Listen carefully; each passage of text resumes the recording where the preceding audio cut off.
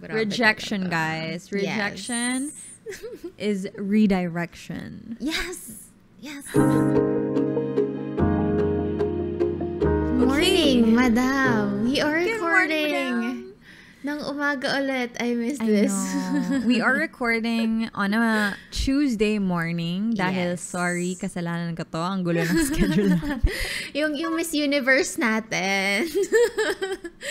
I love it. Ang schedule. I love it. Oh my God, madam.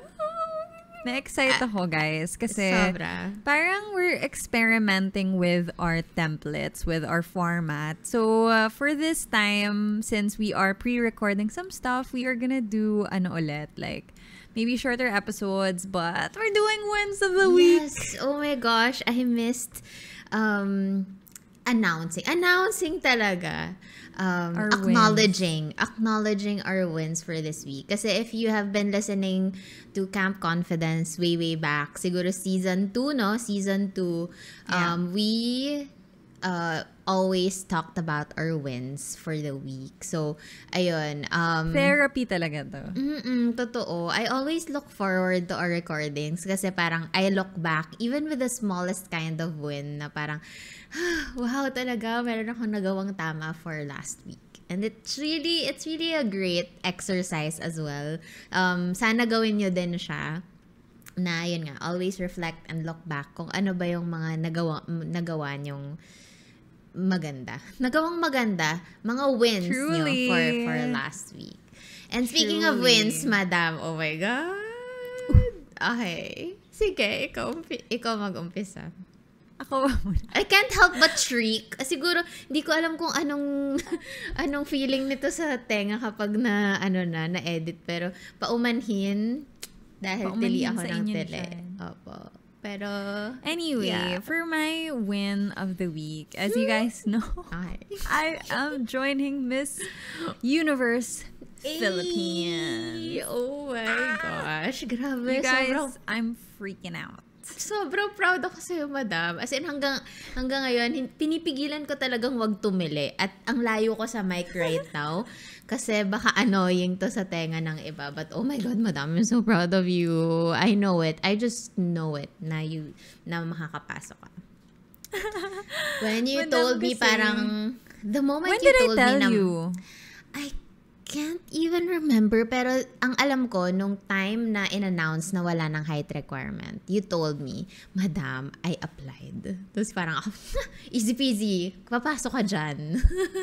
And now, look at you. Oh my God, who is she? Grabe talaga. Honestly, when I first heard about it, I heard about it the same time everybody else did. As in, nung in-announce sa Instagram, Facebook, that's when I found out. Dun ko lang talaga siya nalaman. As in, I had no idea na I was going to get in because I didn't get any emails beforehand, no messages. As in, lumabas na lang siya sa Instagram, tapos naloka na ako. Grabe na daw. Ayun, I guess that's such a win for me because I'm sure, like, some of my friends know, some of my older viewers know, but for those of you who don't know, I have been an aspiring beauty queen ever since I could remember. As in, pinapanood ko talaga yung mga pageants. I would always practice Q&A. And the reason why I became a public speaker anyway is because of pageants. I really loved the Q&A portion. And I thought, okay, kung hindi man ako maging beauty queen, at least maging public speaker ako so I can still exercise that part of pageants which I really love.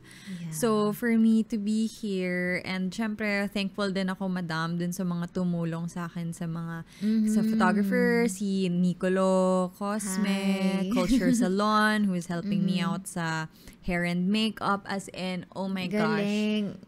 Grabe, pak na parang pak Pretty yung Woman. Transformation. Anong parang? Pretty Woman ka talaga? Ano ka ba? Tsaka sabi ko nga, pinag-uusapan natin kanina, parang the universe just aligned everything na parang, who would have known na in our lifetime, matatanggal yung height requirement, na just about this time na nag-commit ka with your fitness journey, na nag-commit ka with public speaking, alam mo yun, na parang everything was primed for this moment. Sobrang ano talaga. Kasi, first of all, I've been active naman ever since. Pero, in the last year actually, I decided na I would take my fitness seriously. So, that's when I started working out. I lost like 15 pounds.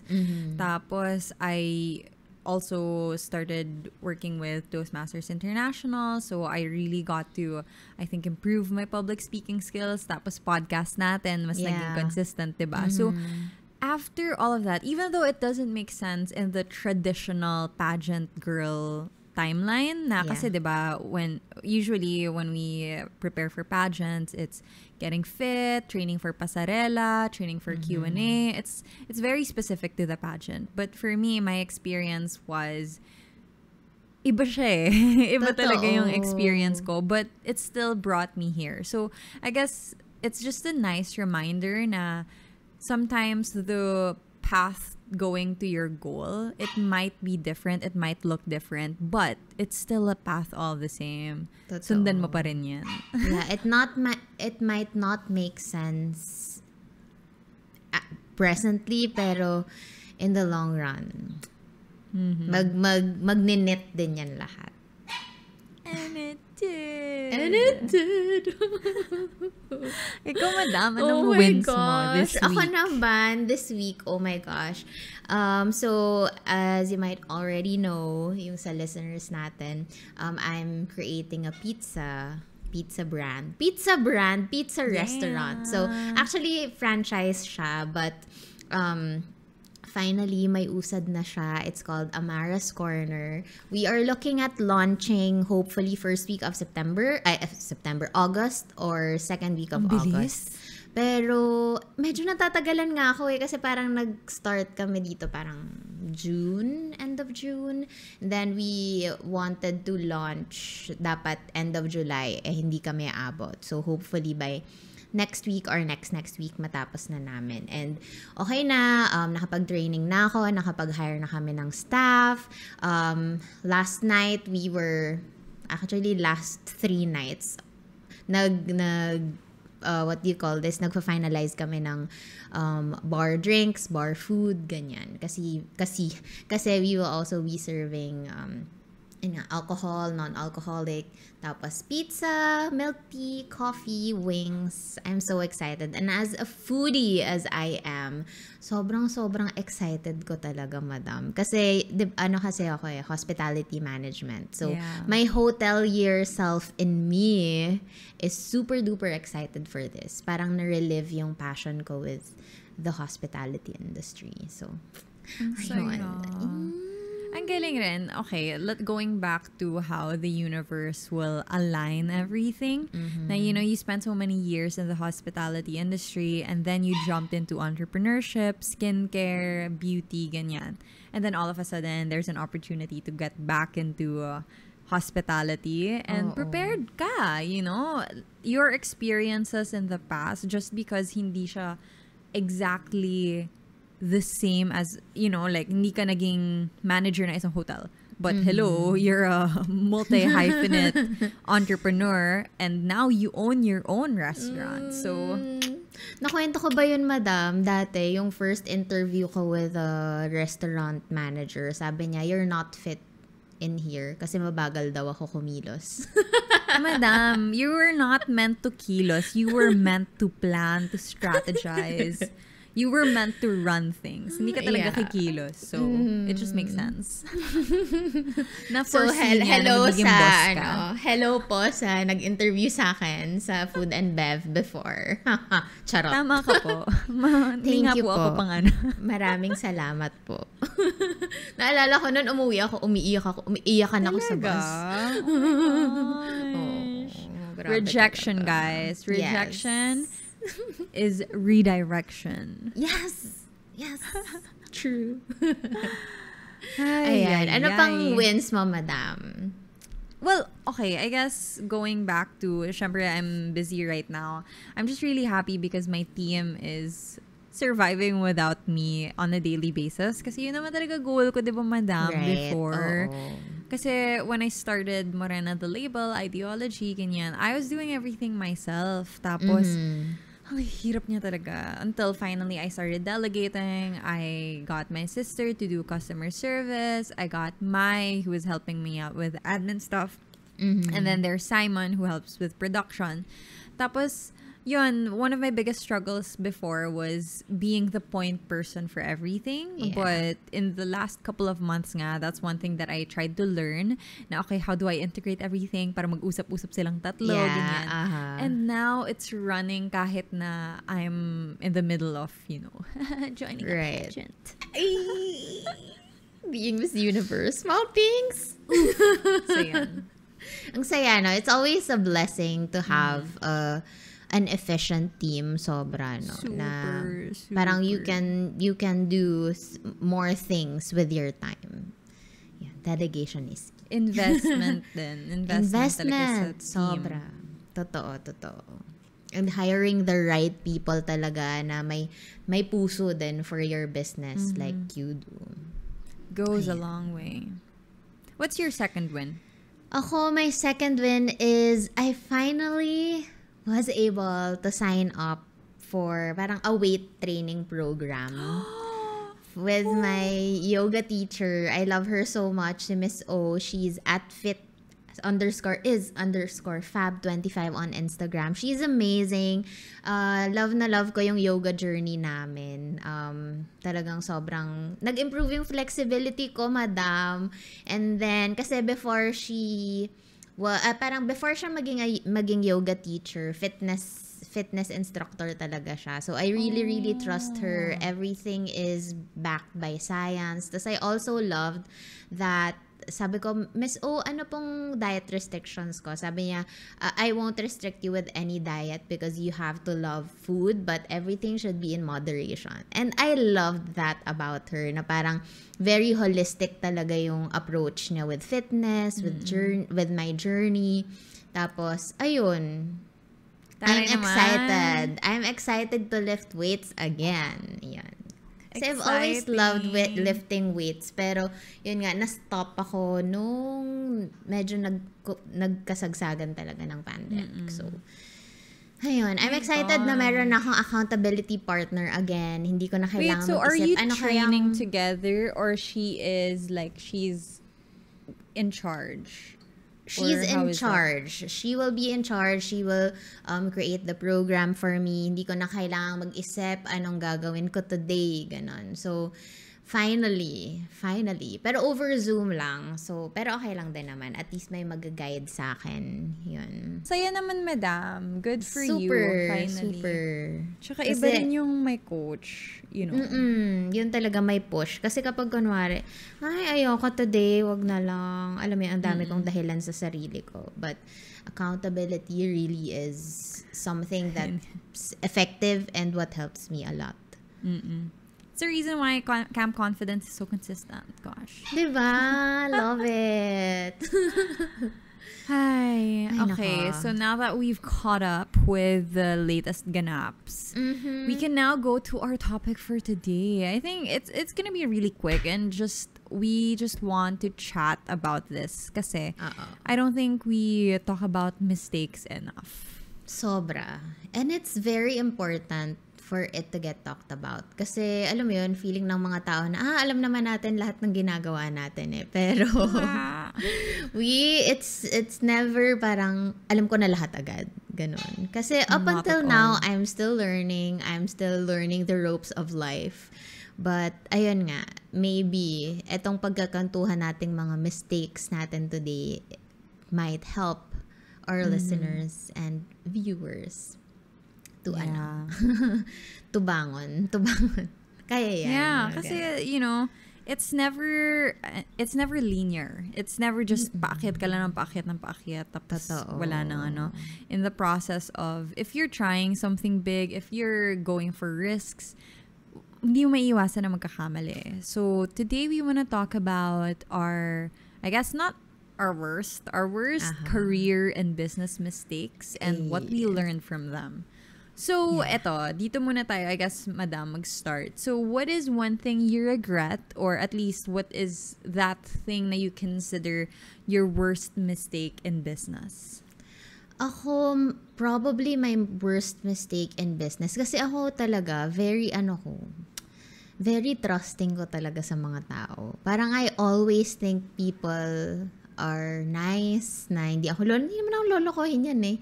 Na parang, ewan ko ba, parang it's innate in me na I always look into the bright side of things, even if parang ang dami ng red flags na parang, oy, wag ka magtiwala dito.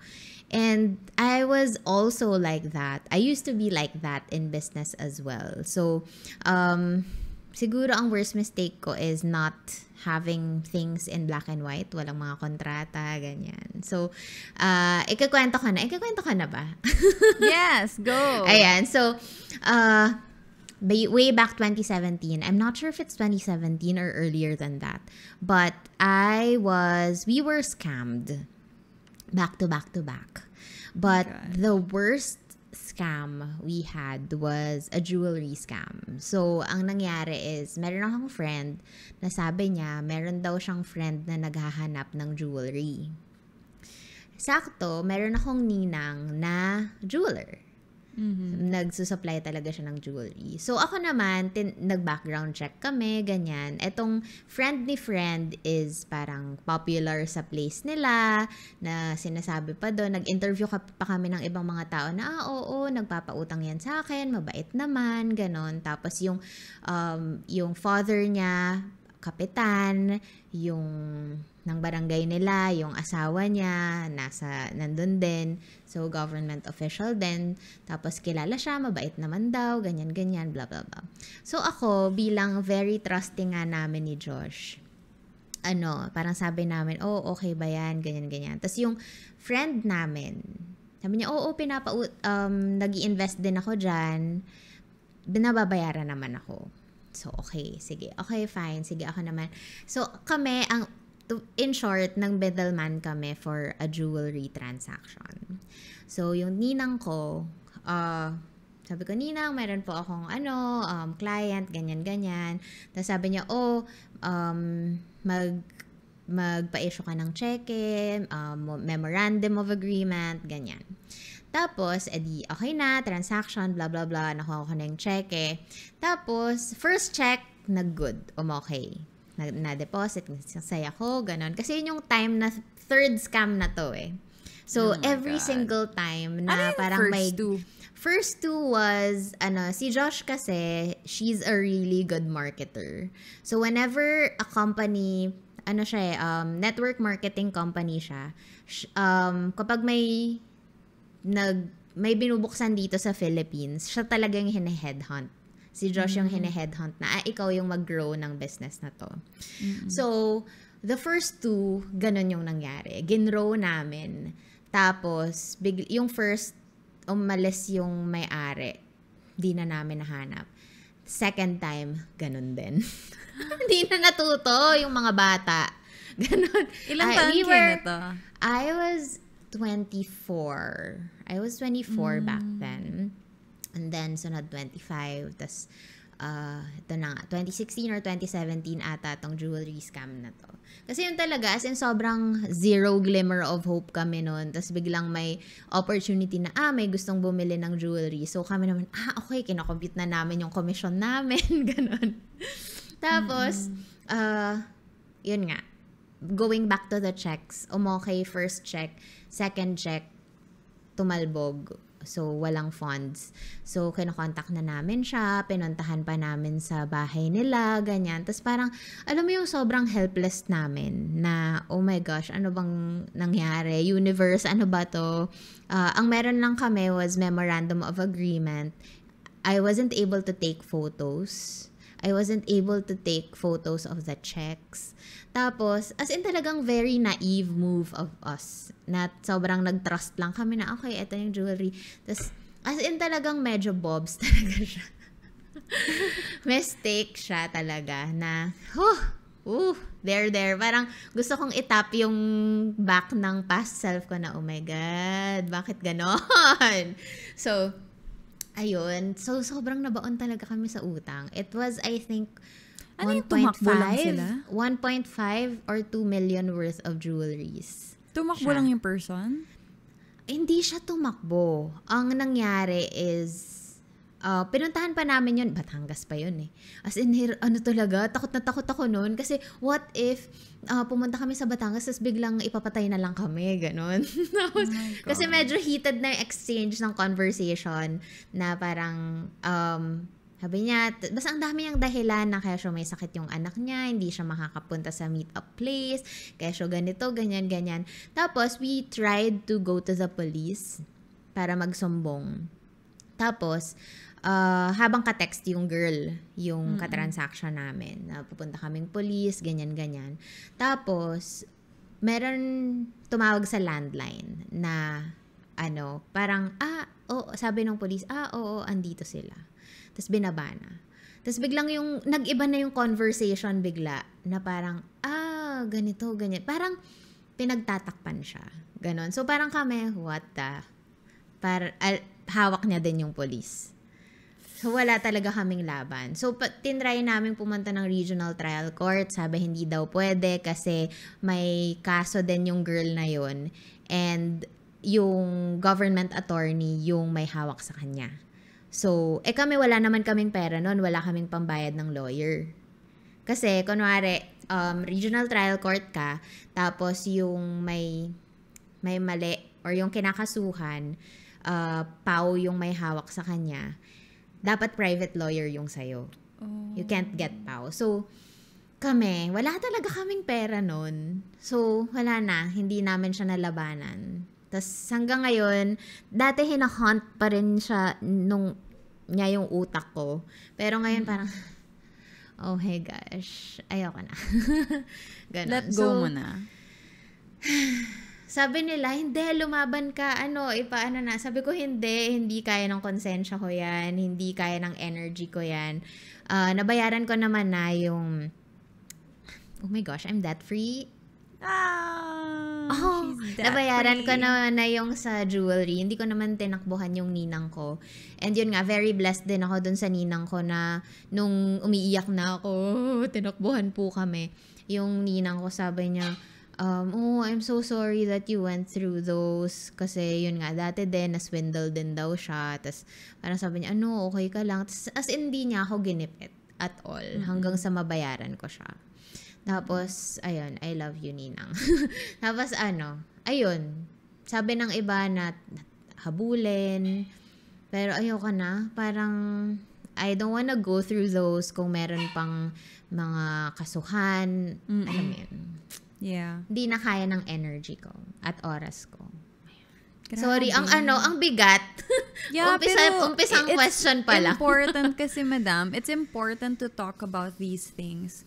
Because I think, because we don't talk about yung processes, oftentimes we forget na it is possible na people don't have the best intentions. Totoo. Kasi parang ganun like when we're very optimistic about, oh my gosh, this is it. This is the big chance. We can do this. Malaki yung komisyon.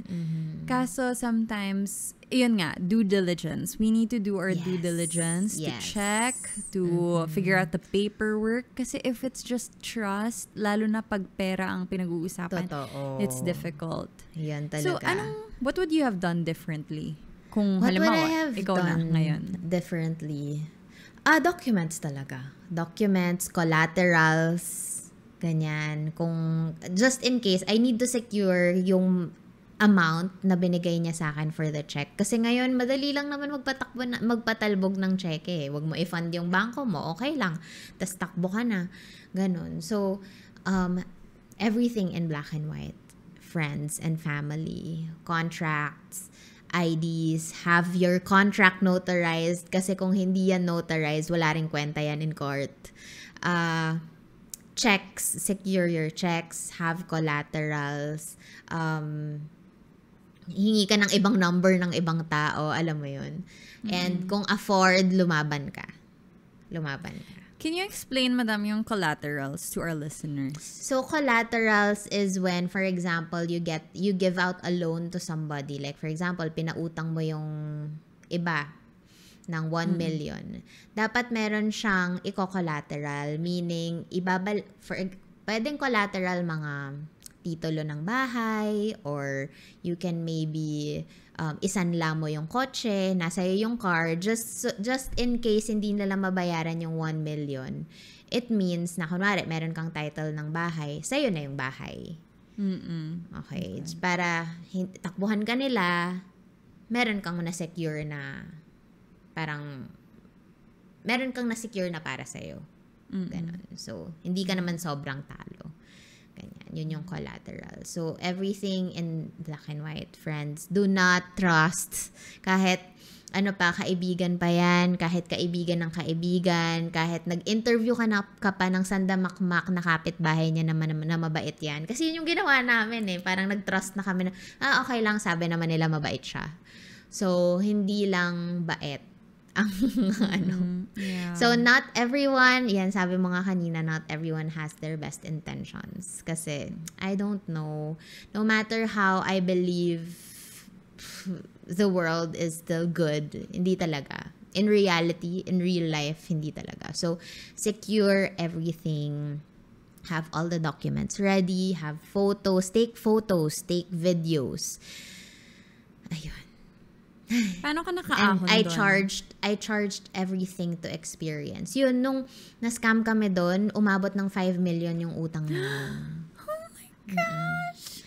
Yun talaga yung sobrang nagbaon sa amin sa utang. Tapos, ang nangyari is, yun nga, we got forced to be entrepreneurs. Kasi inisip namin na kung magpapatuloy pa rin kami for employment, kailan pa namin mababayaran yung mga utang na yun sa bangko? Kasi, honestly, sa 5 million na yun, puro bangko yung utang namin except for the utang ko sa ninang ko. Yun lang. So, credit card? Yeah, credit card. Kasi, yung credit card na yun, kaya kami nabaon ng ganun kalaki. It's because we paid all of the people na na-scam ng yung first 2 scams, 'di ba? Oh my gosh. So binayaran namin sila through my credit card kasi for some insane reason ang taas ng credit limit ko when I was 24. I don't know why. Pero biglang ang taas ng credit limit ko. So sabi ko, sige na nga, i-cash advance na natin yung mga pera from the credit card. Binayaran namin yung mga tao. Kasi sabi namin na okay lang na may pera, na may utang sa bangko basta wag sa tao. Yun. Kasi, alam mo yun, parang yung paninindigan ko kasi, oh my gosh, yung pangalan ko yung nakataya dito. Na parang ayoko naman masabi na, si Rizza, kinama ko niyan eh. So, yun talaga. Ang inuna talaga namin is mabayaran yung mga downlines namin before. Tapos, yun nga.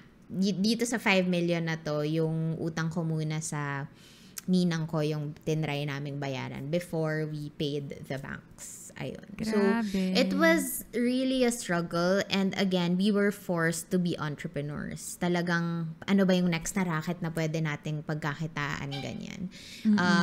Yun yung kapag tinatanong ako, bakit ka naging entrepreneur? Kasi we got forced into entrepreneurship. Kasi kung employment, if ever someone hires me and pays 500,000 pesos a month, na sobrang imposible naman. Sinong magbabayad ng 500,000 pesos sa 27-year-old na hotelier, 'di ba? So, ganon. Yes. So, ayun.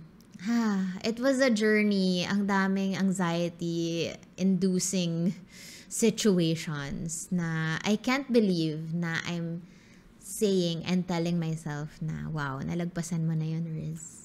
Madam, ang bata mo pa, nalagpasan mo siya in a few years lang. Grabe talaga. Fighters talaga kayo ni Josh. Sobra. And it took what? It took 4 years to finish everything. Kasi this year lang naman ako naging debt-free eh. And I'm proud to say that. Sobra proud. Sobra. Ano ko na. Kasi dati, ang pangarap ko lang naman is masagot yung telepono ko. Kasi, kapag may random number na tatawag sa akin, it will always be banks. Na parang, bangko na naman. So, my phone is always on silent. My phone is always on vibrate. Tapos kapag nagva-vibrate na yung phone ko, parang umiiyak na ako, nanginginig na yung kamay ko, na shit. Ay, pwede ba yun? Na bangko na naman to. Bangko na naman to. So, right now, ang pinaka-happiness ko lang talaga din. One of my happiest moments was when I was able to answer a random number from my phone. Oh my gosh. I'm so proud of you, madam. Thank you so much. That's so, sobrang specific niya, no? Na oo nga, like the anxiety of not knowing who's on the other line. Yeah. Kasi baka hinahabol ka ng bangko, baka tinatanong, kailan mo babayaran, ganyan. Oo. Kaya nagpursige talaga kami noon na hindi pwedeng hindi mag-work to. Kailangang mag-work to para mabayaran ko to lahat. Grabe. See, this is why I feel like I'm also, a fighter now. Kasi tinawa naman nakasurround sa akin. Grabe. Galing, madam. Grabe. Ngayon ko lang narinig yung whole story. But that's super inspiring na. Thank you. Kaya siya lagpasan. Totoo. Kaya. Basta kayanin mo. Amazing. Ang bigat agad. Pero it's important na you talk about that. Yeah. I'm happy that I get to talk about this already. Kasi dati parang I feel like I'm in chains. I feel like I'm in a cell na hindi ko masabi, hindi ko makwento yung story ako. Kasi kahit nga parents ko, hindi alam to dati. Hindi alam? Hindi. Ayokong mag-worry sila. Kailan So kaming nalaman? Nung nabayaran na namin lahat. Oh my gosh, this year? Yes. Kasi ayokong mag-worry sila. Tapos sabi namin ni Josh na we got ourselves into this pit. So we have to get out. Na tayong dalawa lang. Ganun. So, di rin namin, walang ibang may alam. I swear. Pati parents ni Josh, hindi rin alam. Ganun. So, grabe, ang lakas nyo. Kinaya na. Kinakaya. Kinakaya. Kasi wala kaming choice. Kailangan namin mag-survive. Yeah. Amazing.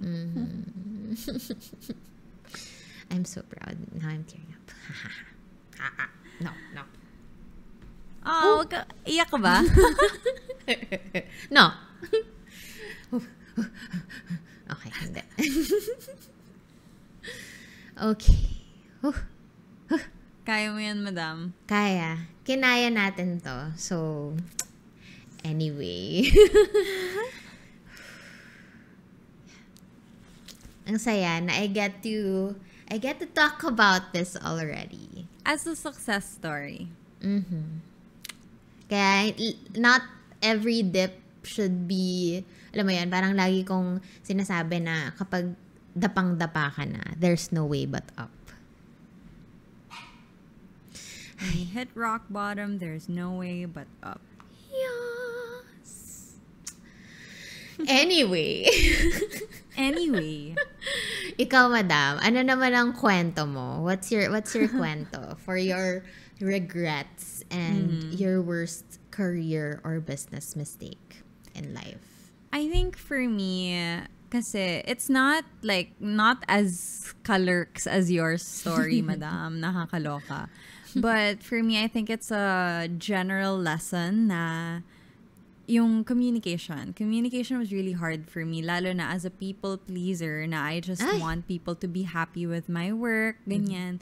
It's hard for me sometimes to communicate when things aren't working out well for me. And that's crucial if you're a freelancer. Diba I was a freelancer for many years. Yeah. So, yun talaga yung I needed to learn the hard way. There was a project na I was doing with a friend. Yun nga, kasi when you work with a kaibigan, diba, minsan contracts, hindi na lang, like, it's not on paper. When we discussed the specifics of the project, it was via call. Yeah. So, the difficulty, and during this time, wala pa tayong Zoom. Hindi pa maka-record ng meeting. Truly. So, when we had the call, parang they were saying kasi na aayusin nila yung room ko for na ex-deal. I thought it was an ex-deal for my YouTube channel. And ito yung naging mistake ko na I didn't clarify ano yung nasa ex-deal, ano yung specifications, what are the mandatories, what am I doing for you. Nothing was on paper, which was so frustrating, and that was a big mistake of mine. Kasi hindi ko talaga siya, hindi ko siya talaga na-clarify. Akala ko kasi, if we communicate like that, yun na yun, you know? But the thing is, sometimes we forget na what we understand isn't necessarily what the other party also understands. True. So that was a mistake of mine kasi I agreed na they would renovate my room. Tapos, akala ko, in my mind, it was an ex-deal for a YouTube video. Syempre, I was still like 22, 23. Bata pa ako. Tapos, hindi ko naman afford magpa-renovate ng kwarto, diba? Like, if I could just keep my room the way it is, I'll keep it like that. Kasi, meron akong iba-ibang may savings ako. Like, ano mo yun? Ang dami kong paggagastusan na hindi room renovation. Kasi hindi ko naman talaga kailangan nun. So then, when I agreed to this ex-deal, turns out it was for my services, my social media services. Oh, okay. And the rate that I agreed to was so low na it would take me 5 to 6 months to pay off the room. That would be free service, free work for 5 to 6 months. Okay. And that was just, to me, unbelievable because ba't ako, mag-work ako ng libre for 6 months just so I can have a pretty room? If I had known na yun yung kapalit, I would not say yes. I would not have said yes kasi aanin ko yung magandang kwarto kung hindi ako kumikita, diba? Totoo. For 6 months. For 6 months. Yun talaga, sarap ko, what? Tapos, what kind of social media work did you do? As in lahat? As in full-time? Ganyang level? I was supposed to do like Instagram, Facebook, and also boosting ng ads nila. So, you know, as somebody who worked, yeah, mabigat yun. And very, very, very minimal talaga ang sweldo. Masyadong maliit yung inagrihan ko. And kasi yun nga, isa pang bagay, hindi ako nag-consult sa ibang tao. Hindi ako nag-consult sa ibang social media freelancers na how much ba dapat ang rate? I had no idea. So I agreed to the lowest possible rate na to me was like, what? Na, and then, looking back, hindi ko na talaga. So, parang nahiya ka lang din sabihin, parang to look back na, sorry, akala ko ito yung, yung napag-agree. Parang nahiya ka na lang kasi you said yes. And the thing is, nagulat na lang ako when they sent me an invoice of everything they paid for. Tapos, ang sabi sa akin, so, total was like, okay, to give you the total is 25K. Okay. If that's 5 to 6 months, ayan, magkano yung binabayad sa akin? Magkano lang. Madam, sobrang laki nung halaga for me, ha? Ay, grabe. As in, ang laki-laki nun, lalo na fresh grad. Totoo. Wala kang ibang source of income. Wala akong source of income. Talagang, I was an employee trying to get my first side hustle. Because I was hustled out. Anyway, tapos, oh my gosh, okay. It was, the other thing is, the other mistake that I did was I couldn't stand up for myself. As in, hindi ko kaya i-communicate on my own na I had to do it through another friend. Like, another friend had to mediate for me kasi masama na talaga yung loob ko na I could not talk about it anymore. I could not, you know, tas, yun pa, like, dumating sa point na even the ads, 'di ba? Ako nagbayad ng boosting ng ads. Sa credit Ikaw ang nagbayad ng boost? Ako muna. Tapos i-charge ko syempre sa kanila. Tapos sabi nila, can you just subtract that from your bill? Tapos parang ako, I can't even get the money I paid for the ads. Tapos doon na talaga ako nag-sprack kasi I was in Palawan that time. I was getting ready to move to Spain. The mango juice and mango shake kwento. The mango shake story, madam. Nakwento ko na ba yun sa Camp Confidence? Hindi pa. My gosh. I love this story so much, you guys. My next tattoo is gonna be a mango shake. Yay! And this is why. Okay, so I was Okay, side kwento. Okay. Side kwento. I was in Palawan kasi it was the time na ang hirap mag-renew ng passport. I was moving to Spain. So, kailangan ko mag-book ng flight to Puerto Princesa kasi yun lang yung available slot na makakaabot pa ako sa visa appointment ko for Spain. So then, pumunta ako Puerto Princesa. Di ba nga, fresh grad ako, ganyan, konti lang naman yung kinikita ko. Sabi ko, kaya ko to, backpacker ako, I can make it to El Nido. Andito na naman ako sa Puerto Princesa. Why not, diba? Why not? So, I decided from Puerto Princesa, I took a van going to El Nido, booked a hostel, whatever, super cheap nung mga ano ko. Kaso, guys, ang hindi ko in-expect, oo nga, mura nga sa El Nido, pero yung resort na, yung hostel na pinagstayan ko, it's so far from the bayan, na ang mahal-mahal ng pagkain. Like, one meal is 250 pesos to like 400 pesos. What? Ang Ako, mahal. parang in my head, ang expectation ko, 80 pesos, 60 pesos. Kasi sanay ako sa Siargao price. Yeah. So then, I remember, I went to Nakpan Beach one time, punta ako sa beach.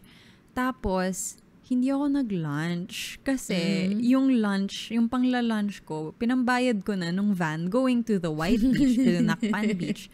So the whole day, I was lying down, just sunbathing, swimming. Tapos nung niyaya ako nung friends ko na na-meet ko sa hostel, sabi, hey, do you wanna have lunch? Sabi ko, I'm good. Guys, wala akong pambayad ng lunch ko. Sabi ko, I'm good. Oh my God. And this was the time na this was the time na hinihingi ko yung bayad sa ads, dun sa ads na ginastos ko. Na I was trying to reimburse that money para may pangkain ako. Pero wala. Ayaw nila ibigay sa akin. Sabi, i-minus na lang daw dun sa total bill ng room ko. Okay. So I was like, oh my gosh. Dun sumama loob ko kasi I can't even get the cash to eat. Tapos, another thing was, every time I ate, syempre nasa El Nido ako, diba? Gusto ko ng mango shake. Hindi ko afford mag-mango shake. Hindi ko talaga afford. Wala ako talagang extra money. I just had enough to eat, you know, like rice. Sakto and lang. ulam, ganyan. Actually, sometimes not even. So, I would get like an appetizer or as in hindi talaga. And this was not, you know, because it was mostly because I did not plan.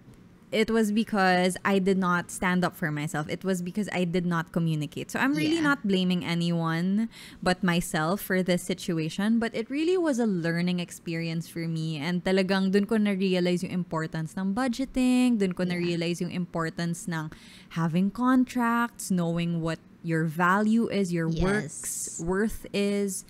Na if you set rates, you set prices, make sure na mabubuhay ka dun sa rates at prices na yun eh. Kasi it's your effort, it's your time. And if you're not advocating for yourself, nalulugi ka sa sarili mong kagagawan. And who would advocate for yourself? Yeah, wala nang iba. I mean, unless your manager, hi Yish. Hi Yish, we love you Yish. We love you Yish. Manager namin si Yish, by the way. So, ayun. Parang, especially if you guys are freelancers, lalo na yung mga bata dyan na looking for side hustles, make sure na everything is in writing, everything na at least pag-usapan nyo sa email, pag-usapan nyo para merong trail. Tapos, that's also the reason why, madam, even when I have interns, I pay my interns. Even my sister who works for me, I pay her. Even, alam mo yun, like, everyone, kahit na to me, ako yung malulugi or, you know, kulang ako sa income this month, okay lang. Like, I'll get from my personal money, I'll get from whatever, because I know what it feels like na madyahe, malugi sa pera na, you know, for the effort that I do. So, usually, when people give me their rate and reasonable naman, and if realistic na ako, kaya ko, go. Kasi, ayoko yung trabaho na hindi ka nako-compensate. That's why even as as Totoo. interns to me, kailangan at least may allowance sila kasi Right. ang trabaho, it takes Same. time, it takes effort, and people need to be Same. compensated. And now, you can afford mango shakes. I know! Grabe talaga. Every time meal. now, pagkakaya ko, halimbawa, nagkikrave ako mango shake, tapos may mango shake sa menu. Fuck, mango shake. Can I get a mango shake, please? It's the symbol of abundance for me. Yes. Pagkaya ko mag-mango shake without thinking twice. Without looking at the price. Without looking at mango shake. Just give it to me. I don't care. Abundance. Oh my gosh. Ah, Abundance. Yes. Oh my gosh. Ang saya. Tsaka madam, yun Miss kasi, Mango Shake. same, actually, ngayon ko lang na-realize, same din ako sa'yo. Like, hindi ako nagsasabi sa parents ko pagka may ganyan akong kakwento ko na lang pagtapos na. Nakakatawa kasi nung kinuwento ko kay mommy after, sabi ko, alam mo ba, nung nagpunta ako El Nido, hindi ko afford kumain. Tapos sabi niya sa akin, ano ka ba? Nakakaawa ka naman, anak. Bakit ka naman nagganyan? Ba't ka naman ganyan? Kasi ko, okay lang, natutunan ko naman. Kasi honestly, if hindi ko siya napagdaanan, I feel like I would be taking everything for granted. Totoo na yan. Hindi ko Totoo alam yan. yung value. Yes, that's so true. Ako din, honestly, kaya ayaw naming sabihin din sa parents namin kasi alam namin na tutulungan nila kami agad. And okay lang to ask for help, but in that situation, sinasabi ko na is it really worth it to ask help kung sobrang masistress sila sa atin? Tsaka accountability, madam. Accountability. Parang it's also part of making mistakes and learning from mistakes is yung i-admit mo saan ka nagkamali. Ako talaga, may pagkakamali ako. Kahit feeling ko, meron both parties, at the end of the day, I made those decisions. Yes. And I needed to get myself out of that. Otherwise, lagi akong aasa sa ibang tao to solve my issues. Totoo. Tsaka honestly, that made us stronger as a couple as well, kami ni Josh. Kasi parang hindi, kaya natin to. Wag na natin sabihin sa iba, wag na natin sabihin sa parents natin. Ang ginawa lang namin was, ginawa namin ang paraan. How do we get out of this pit? How do we pay off everything? Ganyan. So, ayun. Fighting and learning from our mistakes. Admitting kung ano yung mali natin. How can we make this better? What are we learning from this? And keep on fighting. Talaga. Yun talaga. I love Resilience and relentlessness. relentlessness. Yan talaga.